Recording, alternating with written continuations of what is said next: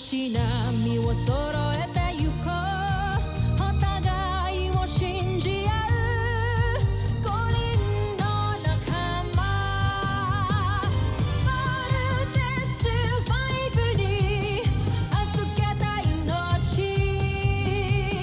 飛ぶぜ宇宙の果てまでもみんなの笑顔ももう近い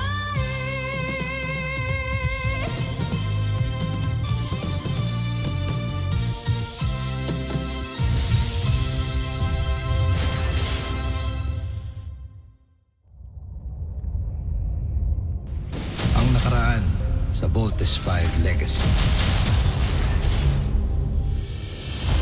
Magiting at buong tapang hinarap ng Voltes 5 ang mga mananakop mula sa Busan.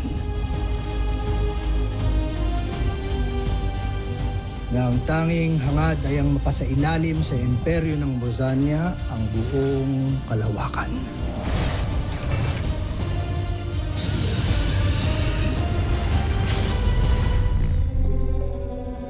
Dalawampung taon ang nakalipas. Dito nagsisimula ang kwento ng mga bayaning handang lumaban para sa kalayaan. Isang kwento ng mga inaapi laban sa mga sakim na mga makapangyarihan.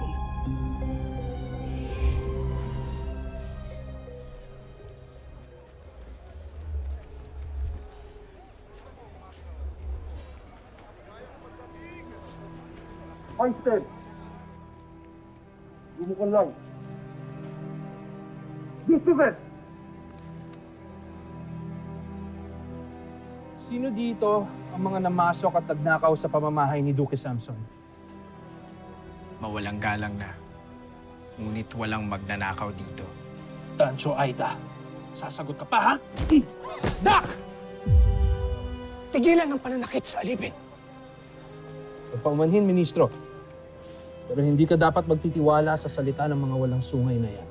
Baron Xander, kung nais mo pang magtagal sa iyong katungkulan, ay utusan mo ang iyong mga sundalo. Natigilan na ang walang saysay na pagmamalupit sa mga alipin.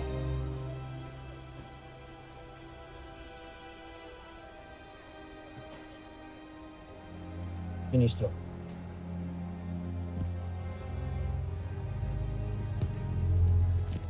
Sentak, ano, Ministro? Pakiusap, huwag kang lumuhod. Inaasahan namin na ikaw ang susunod na emperador. Dahil meron kang mabuting puso. Lalo na sa mga kagaya namin. Napakabuti mo, Ministro. Tusantak, mahal naming Maharlika.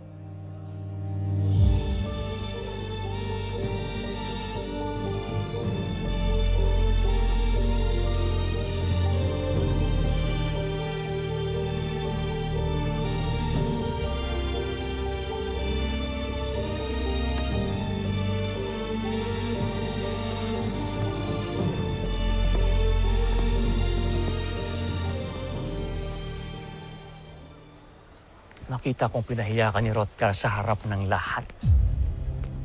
Zuzabujil, kung ako ang tatanungin, ikaw ang karapat-dapat at takapagmana ng emperador. Dahil ikaw ang anak at hindi ang iyong pinsan. Alam mo, ipinaglaban mo dapat ang iyong karapatan. Para mabansagan akong taksil at maparusahan dahil hindi ko sinunod ang nais at gusto ng aking ama na kahit minsan ay hindi naman ako kinilala. Kung ang ministro ng Agham ang magiging susunod na emperador, natitiyak kong bibigyan niya ng kalayaan ang lahat ng walang sungay. Zambojil, hindi dapat mangyari yun. Kaya ina, Baron Xander, tulungan ninyo ako na masira si Hrothgar sa aking ama. Nang sa ganun ay hindi siya ang maging pinuno ng Busan na paglilingkuran nating lahat.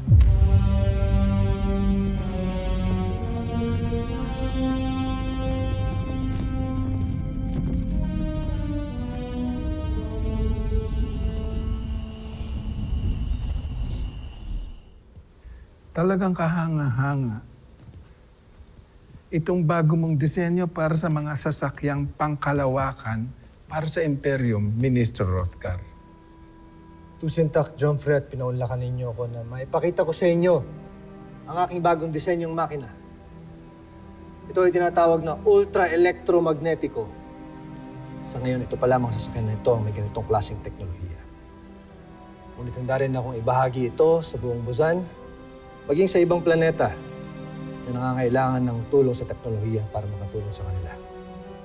Maayos talaga ang puso at utak mo, Baron Rothgar. Hindi ka lang matalinong ministro ng agham, mabuti ka rin nilalang na wagas ang puso. Pinalalaki niyo ang ulo ko at natataba ang aking puso, Emperadora. Seryoso ako sa sinasabi ko. Kung kaya't ikaw ang napili kong hahalili sa akin para sa trono ng Bosanya. Ako, mahal John, hindi ko yata matatanggap ang ibinibigay mo sa akin. Nakapagpasya na ako. Ikaw, Baron Rothgar, ang susunod na mamumuno sa Imperium ng Bosanya. Baka nabibigla lang ho kayo. Paano ang anak ninyo? Ang aking pinsan na si Zambujil. Maiintindihan at tatanggapin ni Zambujil ang desisyon ko. Mahalaga na ang trono nitong Bosanya ay mapunta sa kamay ng isang nilalang na may sapat na kaalaman at kakayahan para mapaunlad ang ating planeta at para na rin makatulong sa buong kalawakan. Tusintak, mahal na John Play. Hindi ko kayo bibiguin. Mainam kung ganun.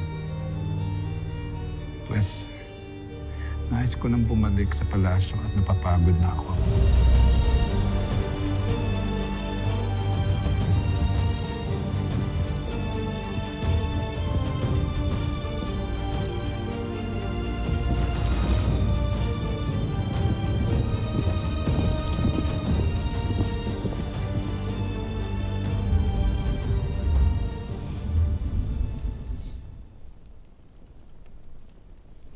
Namatay ang iyong ama na hindi man lang tayo binigyan ng karapatan. Namatay siyang anak ka pa rin sa labas. At ako, hindi niya pinakasalan.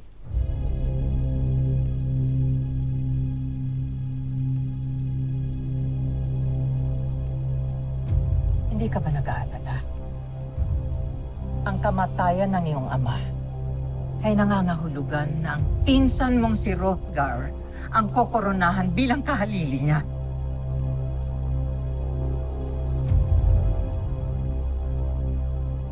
Hindi mangyayari yan, mahal kong ina. Tinitiyak ko, bago mabasbasan si Rothgar, ako at hindi siya ang takdang bagong emperador. Dahil may natuklasan akong lihim tungkol sa kanya mula sa matalik nilang kaibigan, sa manggagamot na si Baden.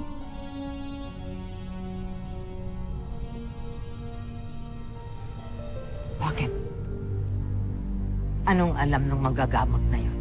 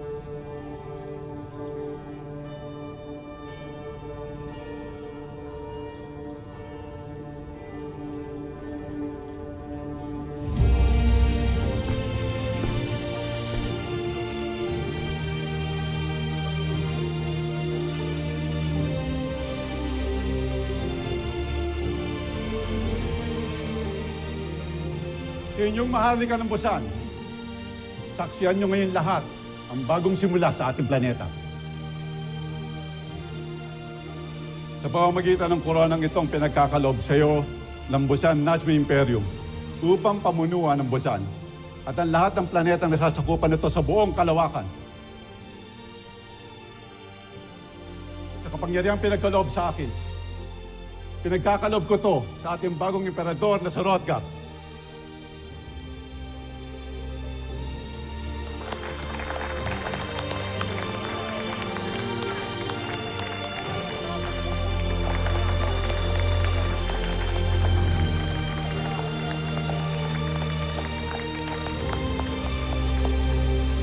Itigil ang koronasyon!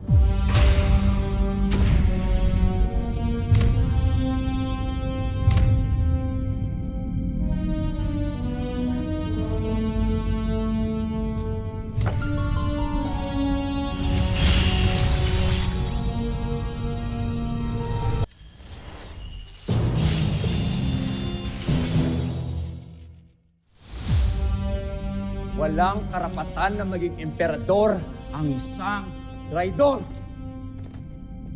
Ginoong Baden! Bakit hindi mo ipagtapat sa lahat ang lihim ni Hrothgar na ibinunyag mo sa akin? Hrothgar, kung hindi ako nagsalita, aarestuhin nila at ikukulong nila ang buo kong pamilya. Tawad.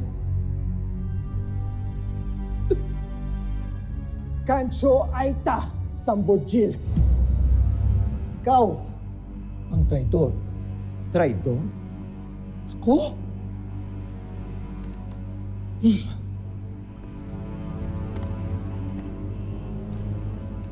Tignan natin yung traidor.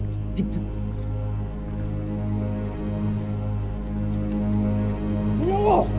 Well, ito ang patunay na matagal na tayong niloloko ni Hrothgar.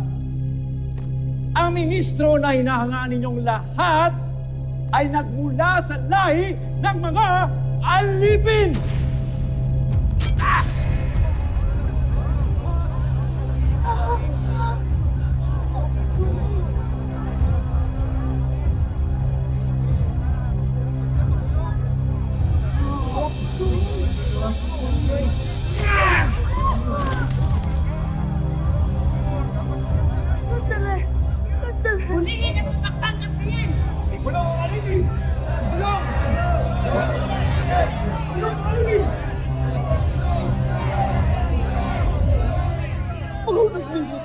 Pabayaan niyo kami magpaliwanag!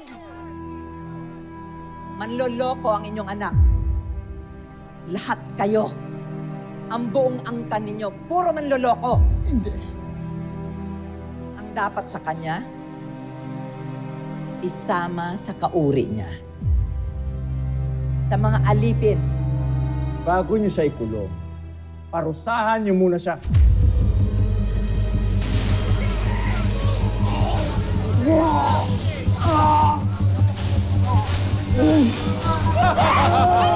Ikaw ang traidor ng Busan!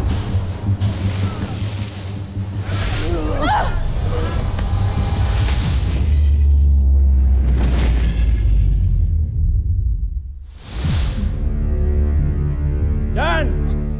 Diyan kayo nababagay! Sa lupa! Alipin!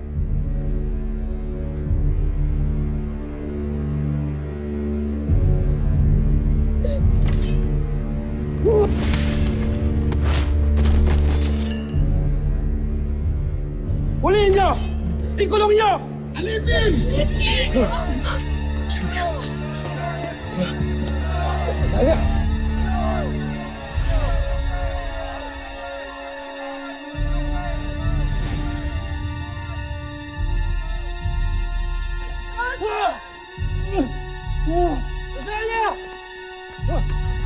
Huliin niyo! Huliin niyo! Huliin niyo! At ang kanyang asawa, laki rin ang kasalanan nila dahil sa kanilang pakikipagsabuatan kay Hrothgar! Bitiwan mo ako! Gar! Bitiwan mo ako! Bitiwan mo ako! Bitiwan mo ako!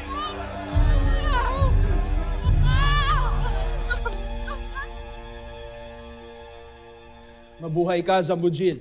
Ang tunay na karapat-dapat na emperador ng Busan. Lieva, Emperador Zambujil.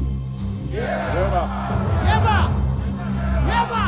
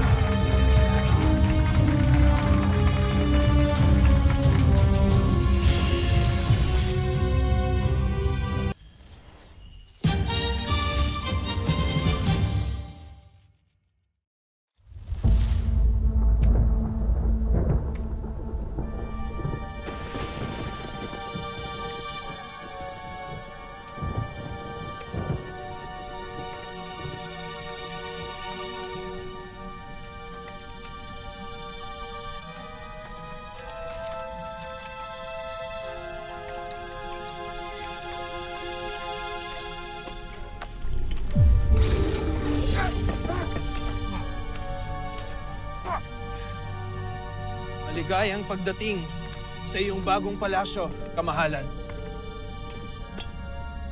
Saan niyo dinala ang aking ina at asawa? Huwag mo na silang hanapin. Hindi mo na sila makikita pa pagkat habang buhay ka ng mapipiit sa isinumpang lugar na ito.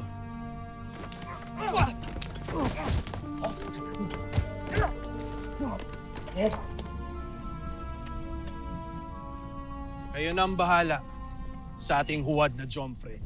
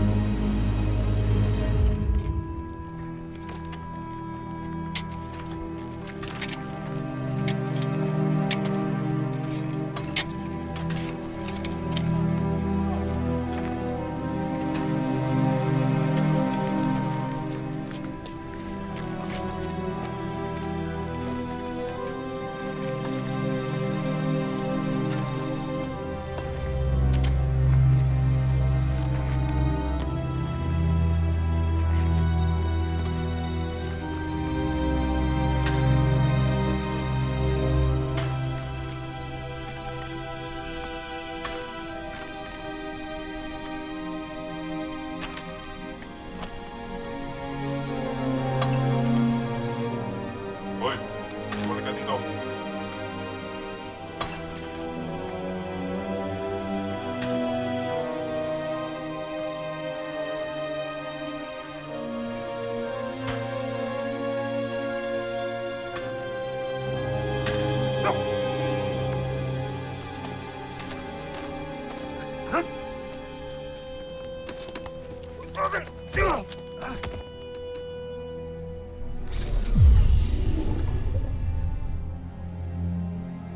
Magbigay pugay!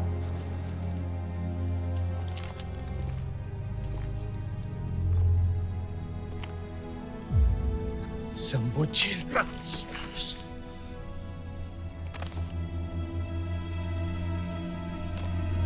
Hrothgar,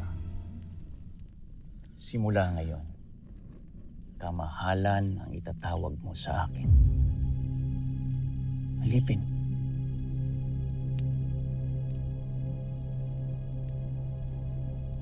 Naawa ko si Hrothgar. Alam kong nagtatanong ka sa mga sundalo kung anong nangyari sa iyong ina at kay Rosalia.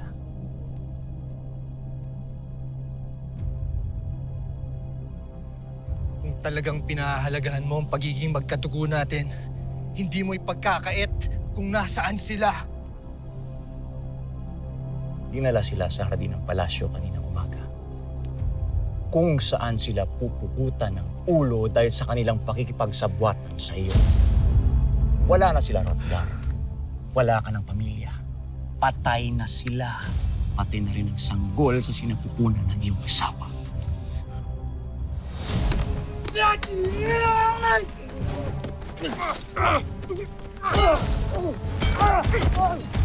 Mag-isa ka na lang ngayon! Mukhang talagang naniwala siya nang sabihin mong patay na ang kanyang asawa tayo. Kung alam niya lang. Vincent!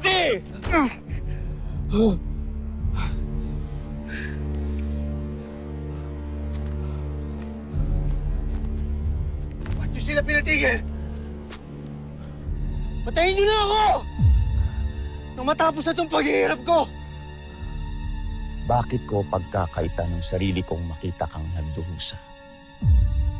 Matagal akong nagtiis. Pinanood na itinangi ka at pinili ng aking ama.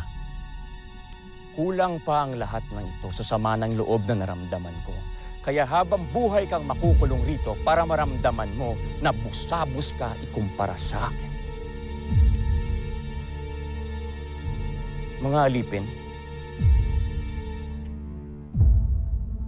makinig kayo. Napakalayo pa para maabot natin ang tagumpay.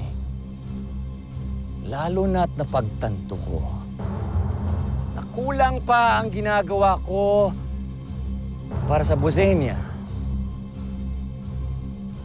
Dapat kong palakihin ang aking imperyo. Palawakin! Kaya mula ngayong araw na ito, ay gagawa kayo ng mas marami pang armas at mga sasakyang pangkalawakan.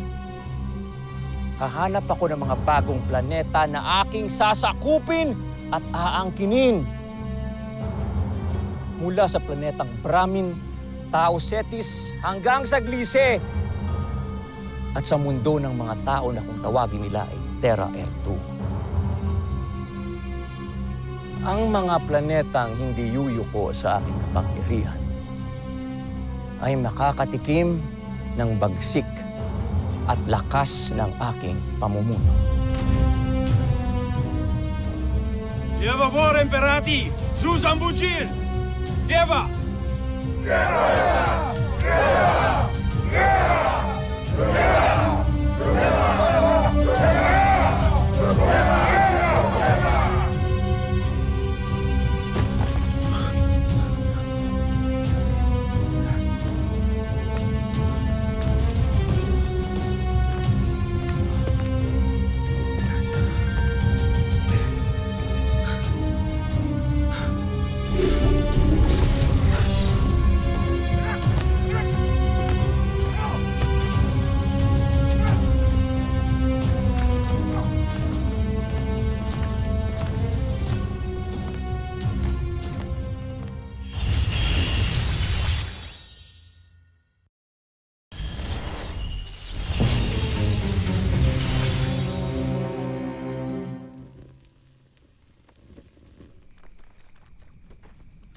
Ministro. Tusentak. Hindi mo na siguro naaalala pero isa ako sa mga tinulungan at iniligtas mo noon. At kaya mo ay tinipon, hinuli rin kami at ipinadala rito. Sama-sama na tayong tatanda at mamamatay dito. Nakita namin ang tapang mo na tapatan si Emperador Zambojil. Nabuhayan kami. Nagpaplano kaming tumakas para labanan ng bagong emperador. Ngunit kakaunti lang kami dahil pinaghiwa-hiwalay ang ibang mga alipin sa ibang minahan. Pero lalaban kami. Wala kayong laban sa kailang puwersa at mga armas. May mga armas kami, pinuno.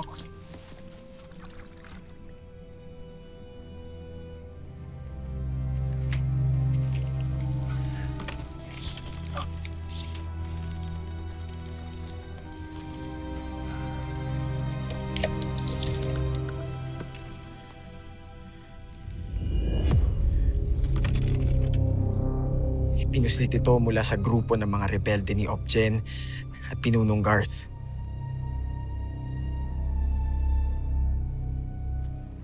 Kung meron kayo nito, bakit hindi pa kayo nag-aklas?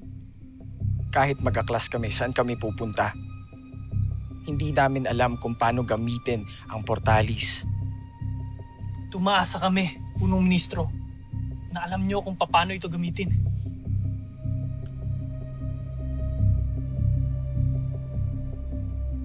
Hindi ako papayag dahil ayoko mapahamak pa kayo. Kaya hahayaan mo na lang kanyang malupit na pamumuno. Hahayaan mo na lang kanyang ambisyon na sakupin ang iba pa mga planeta sa buong sangkalawakan. Ilan pa kayang buhay, pamilya o planeta ang wawasakin ng bagong emperador? Kung walang lalaban sa kanya,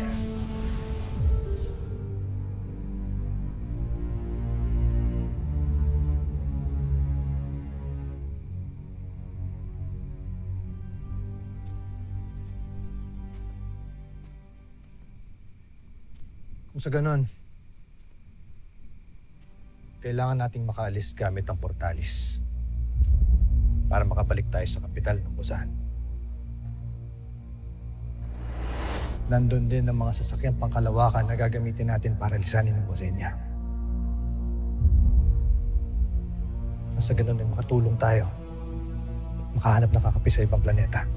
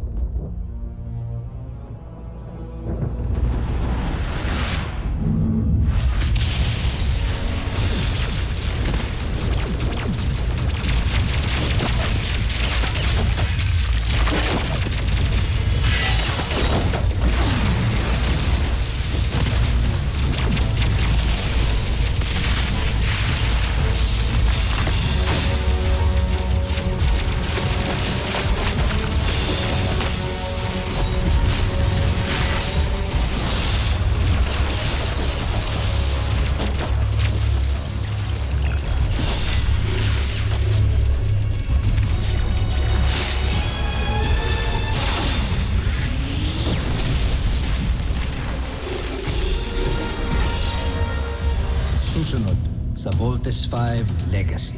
Ikaw ang pag-asa ng himagsikang ito. Hindi ka pwedeng mamatay, kaya iwan mo na kami! Ano ang balita, Baron Samdan? Sa kasamaang palad ay siya'y nakatakas. Pero huwag kayong mag-alala, hindi rin siya magtatagal at mamamatay siya sa kalawakan. Rosalia, Ina, ituro ninyo sa akin kung saan ako dapat magtungo. Mababata ako to eh! Steve, kamusta? I'm Mark. Mark Gordon. Pangahawakan ko ang pangako mo. Ihintayin ka namin.